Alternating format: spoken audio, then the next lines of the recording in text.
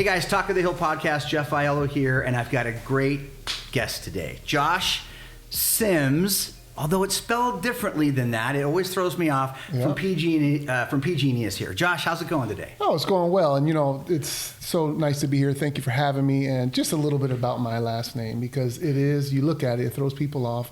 I've been called Sims my whole life. It is Sims. Long story short, my grandfather, when he married my grandma, he took the E out of her name and put it in his name. Got it. So it was Sims, and he put the E in 1940 or something, and we've been called Symes and Simmons our whole life, but it is Sims. All right. So because I kind of paused there, I was like, oh, I've known you for a little while. I've known you for a few years. We're getting to know each other better. Yeah.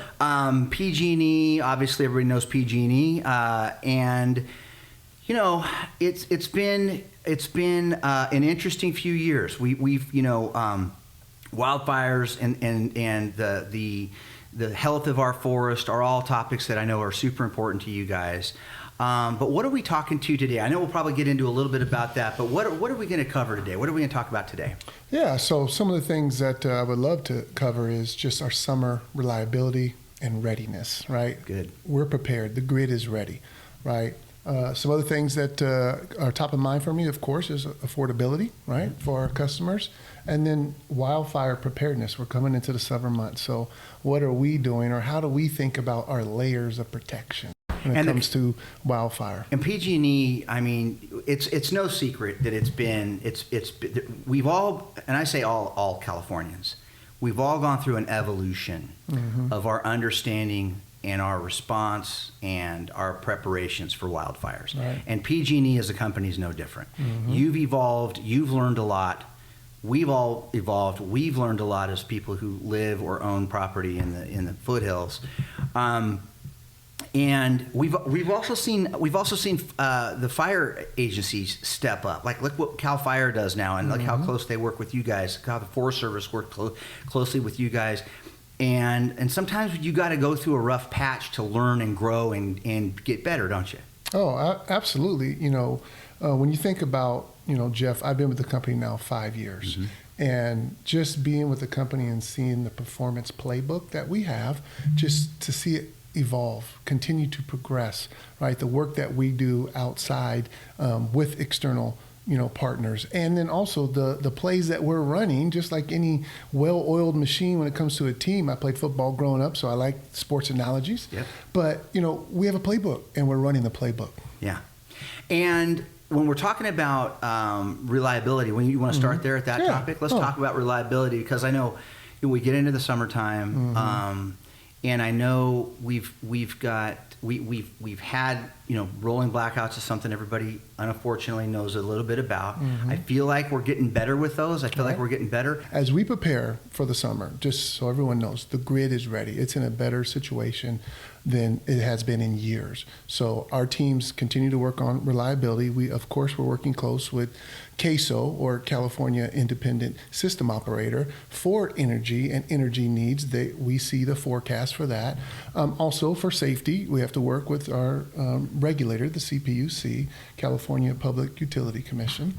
But we also are bringing online battery storage. So during the day, right, we're storing the battery, and now here comes, right, the peak usage. We can dispatch that energy to the grid. So those rolling blackouts, we're not seeing those anymore. Right? And so that's a newer thing then, this battery storage matrix you guys have been adding to and building over the years. Absolutely. It's all about preparedness, right? We continue to prepare. Now, we're not done yet. We still have work to do. And as summer months, I've been here in the Central Valley now for 10 years, the summer months can continue on. So we have to continue to be ready and prepare to continue to service the grid and make it more reliable. What can we do as PG&E customers to help you with this? Right.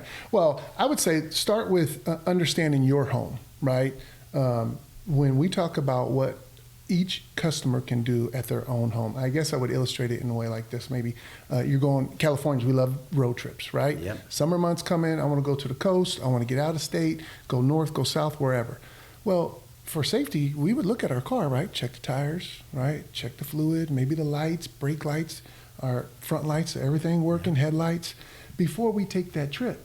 Well, for those that live and work in the Central Valley, we know the summer's coming. Yep.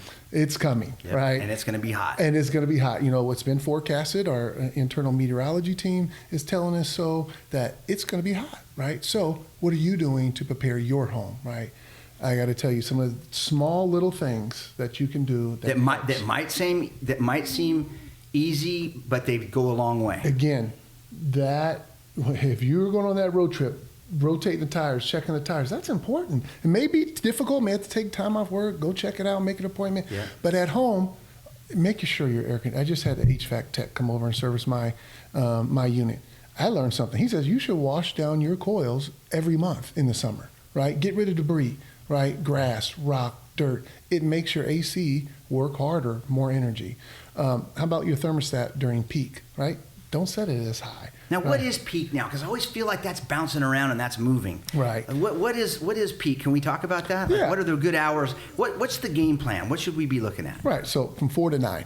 From 4 to 9 is going to be peak hours when the majority of people are home, the hottest part of the day. Yep. Right. So are you planning? Maybe, or is your blinds closed all day? Do you have blackout curtains?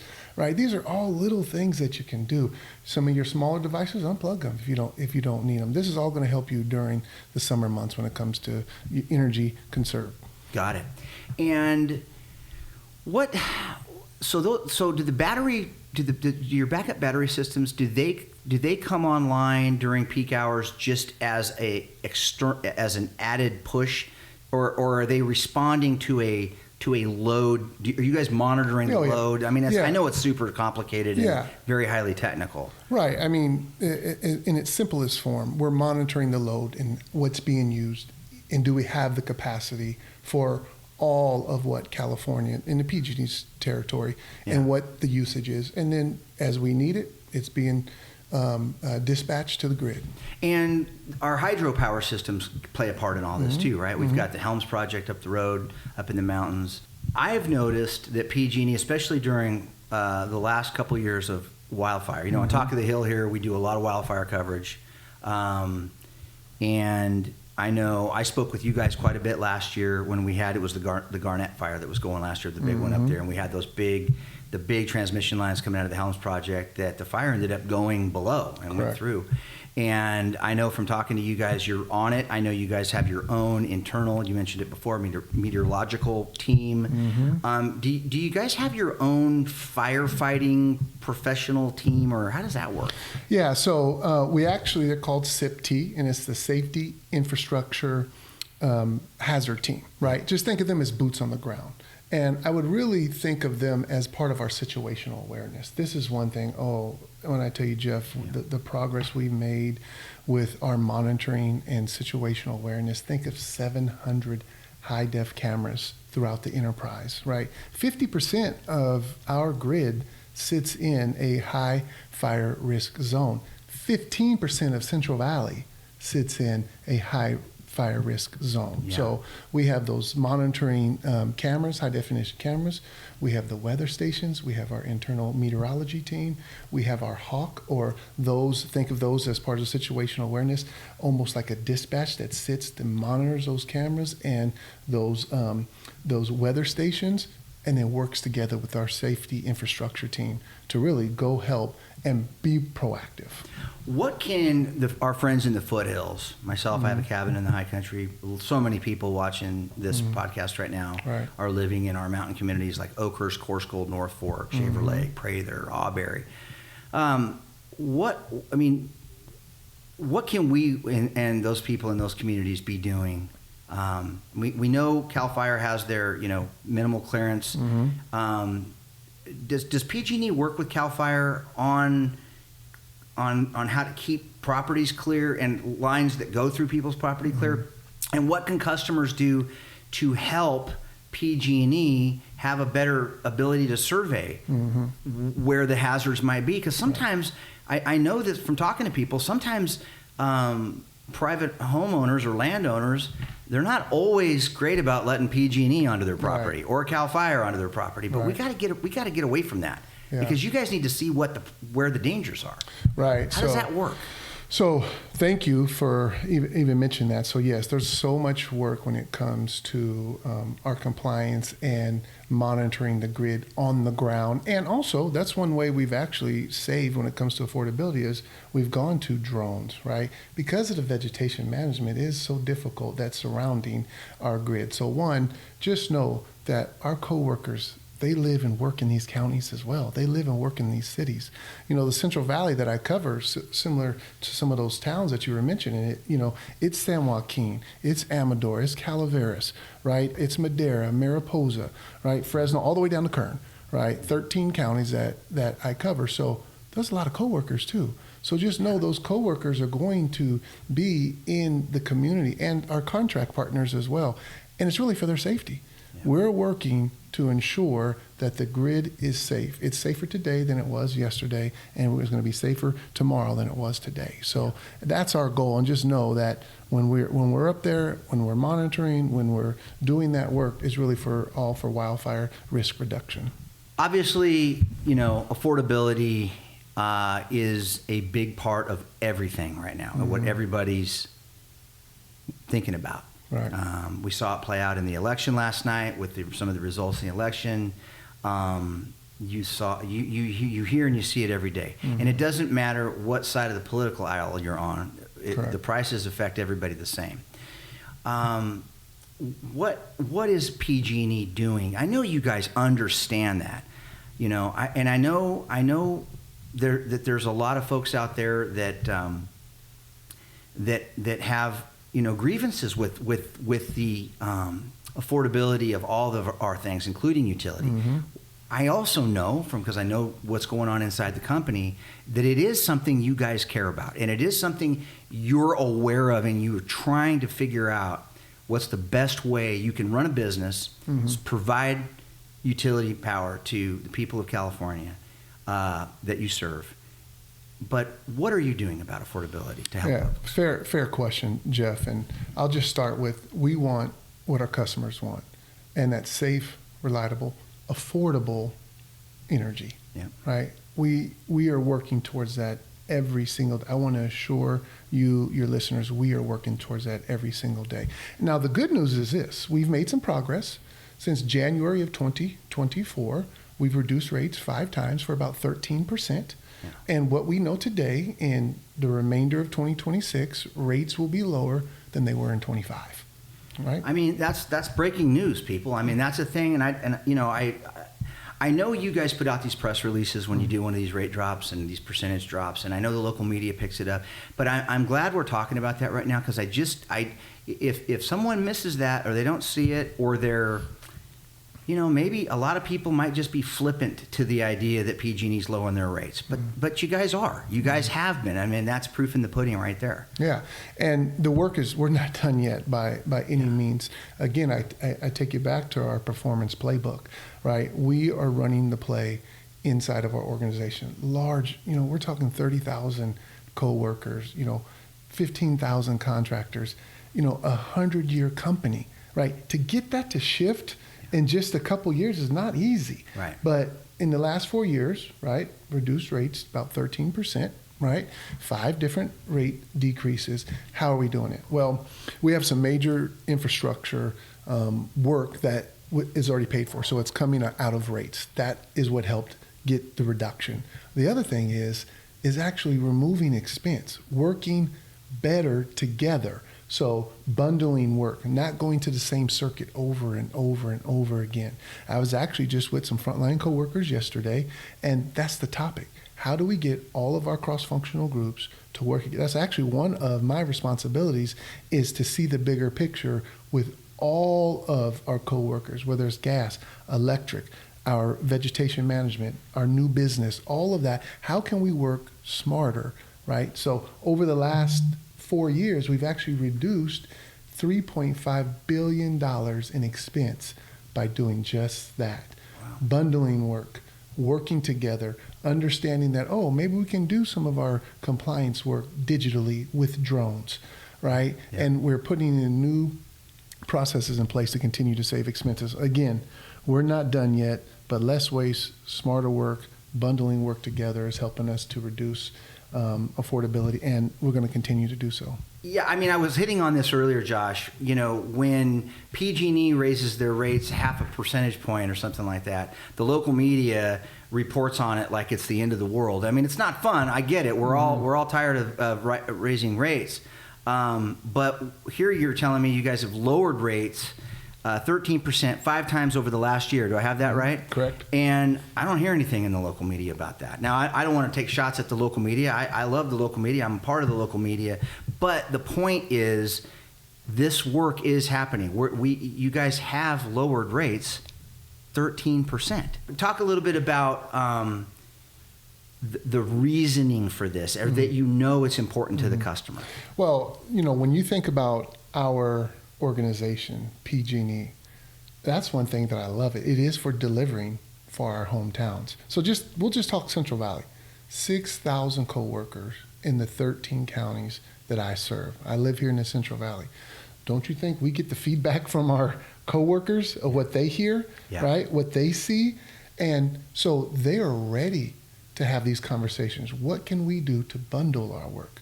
What can we do to save cost? Because really, at the end of the day, they live and work where we live and work, where our customers are. We have our coworkers that are in the foothills. We have our coworkers that their kids go to school with our customers. So when there's opportunities to reduce some of the waste that we have, to not go to that circuit over and over again, but to take the tags, whether it's a vegetation tag, whether it's an electric tag, and get the work order together as one, it helps really bundle the work. So we've seen expense reduction, $3.5 billion over the last 4 years, and we're not done yet. We're going to continue to work on our reliability, all while doing the same thing that I said in the beginning. We want what our customers want: safe, reliable, affordable energy. The other thing, you guys give a lot back to the community too, and I don't think you beat your own drum enough in that regard. Let's beat your drum a little bit here. Right. What are some of the things that you're doing to give back to the communities that you serve in? Give me some examples of that if you can. Yeah. So some of the things that I really love is going into the schools, right? Whether it's a career day, I grew up here in California, and I graduated from a continuation school. So, cool. That's and cool. then That's went to cool junior college, played football, then went to Portland State where I graduated, played football there. So I kind of started from the bottom, right?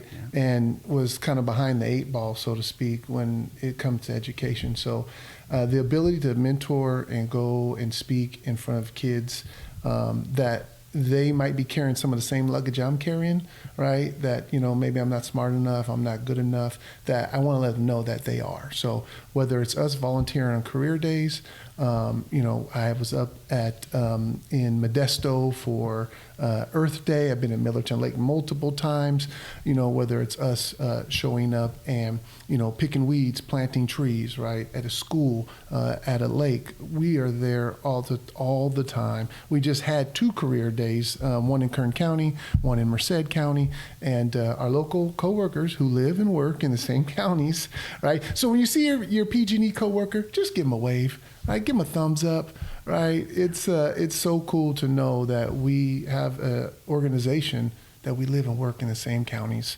that we serve. It's been one of my missions, and it's why I'm happy to be partnered up with PG&E. I grew up in a world where I always looked up to PG&E. I had friends whose dads worked at PG&E, and I always thought as a kid, man, what a great company. There might be people out there watching this rolling their eyes at this, but I'm just going to speak from my heart. And I've always been a fan of PG&E. I understand. I've gone into the weeds about it. I know I know the climate and the culture, and I know what we're all up against when it comes to the evolution of power generation and power delivery here in the state of California. I've also had the chance to get to know a lot of you that work at PG&E.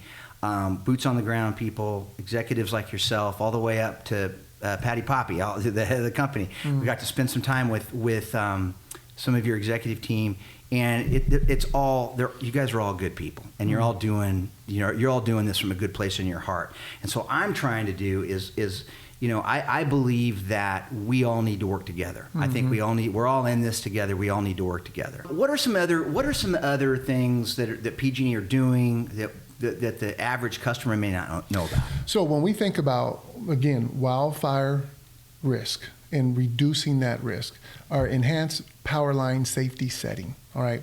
Now, this is something that we put into place about 3 or 4 years ago, and it's helped reduce 70% of ignitions. If we, in our enhanced power line safety setting, the power will shut off in 1/10 of a second. Vegetation, a branch, there's a windy day, a bird collides, there's something that hits our line, debris, it will shut off the power within 1/10 of a second. That's new technology. Stopping the ignition. Now, here's where it could be difficult because it's done without any notice, all right? That's where the safety settings are turned on in the summer months. Now, that's where we need your help, is our coworkers now have to go out and patrol that line. We are finding down trees, healthy trees, by the way. We are finding, of course, some kind of bird, some kind of animal that has caused the line to go out. Now, because of safety, we're going to go patrol that line before we give the green light to turn everything back on. That's what's really been helping us. So when there is an outage, and it may happen overnight, 2 in the morning, right? We're going to wait to daybreak because we're going to get a bird in the air to fly it. But then also, now our coworkers have to patrol that circuit on foot, by truck. So just know that's what we're doing when we're out there. Interesting. And that technology is relatively new. Correct. Absolutely. Part of our layers of protection. Of course, we talk about underground, and we've underground 1,200 miles already since 2021 in our highest fire risk zones. 1,200 miles. That's a lot. That's a lot of miles. But also, it's a layered approach. So this enhanced power line safety setting. Also, we're hardening or system hardening, stronger poles, covering wires, right? This is all part of the layers. And then we already talked about our infrastructure and our safety infrastructure team that's on the ground, boots on the ground, and then the cameras and all of the weather stations. So all of this together creates that layered protection. So when you see our coworkers out there, they're looking for something that could be a hazard that could start a fire. Yeah, and they're just doing their job.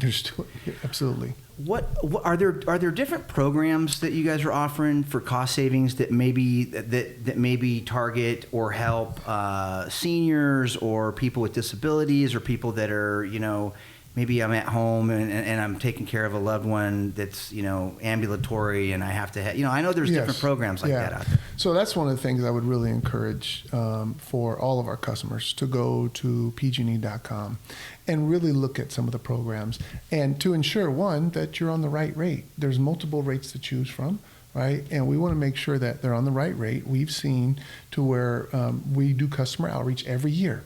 And that's part of the thing we're working on too. We want you to trust us. So if you get an email from us, and I know there's a lot of scams that happen, but when you receive an email from us that there's a potential for savings, look into it, right? And if you're leery about the email you receive, which you should, right, then just go to pgne.com yourself, look at some of the rates that are offered there. We have some that are income qualified, but then also we have some that are not used as much. When we think of budget billing, right, this is a predictable month bill, so they can look and see and set a number that, hey, I want to make sure I get alerted if my bill's going over this month. What can I do to reduce it, or what can I change some of my habits at home to help with my bill? You guys are thinking about it all right now. Well, there's so much more. Again, we're not done yet, and the opportunity to really serve our communities, our friends, our families is truly a privilege. And working together as our entire organization is just something that, while I've been here 5 years and I saw the playbook, and again, I'm a sports guy, and I was like, let's go, let's run the play. It's going to be tough. Yeah. I love your backstory. I didn't know that about you. That's really cool. We didn't get into this at the beginning, but tell people what your position is and what you are responsible for here. Yeah, so Vice President for PG&E Central Valley. I work with all of the groups, electric, gas, power generation, vegetation, our local government affairs, our marketing and comms team.